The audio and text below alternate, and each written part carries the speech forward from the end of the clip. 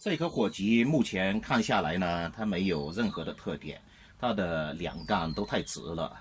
如果直接的这样改做的话，它做出来的效果呢会显得很呆板。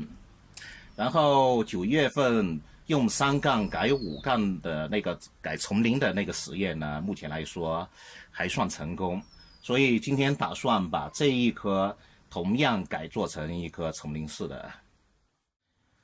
首先来看一下左杠，这个左杠呢，它有一个侧枝和一个顶枝。今天就要利用它的这2个枝条，从中间把它劈开，把这一个杠给它改成2杠的。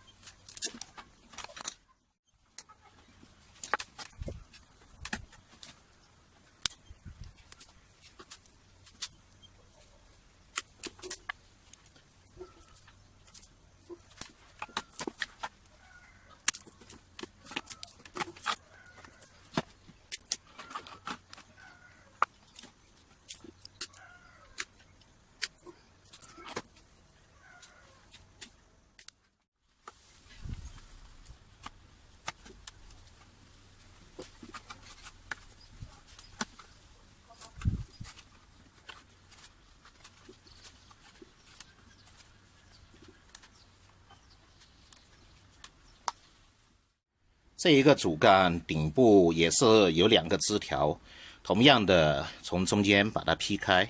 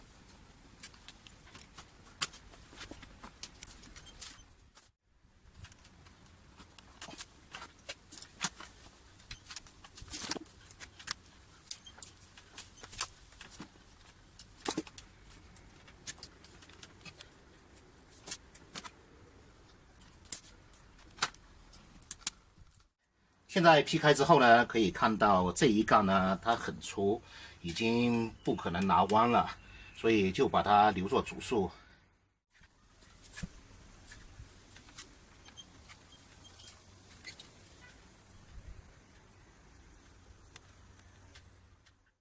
因为这个主干不用拿弯呢，所以不用裹这些棉布条。下面上一下铝线。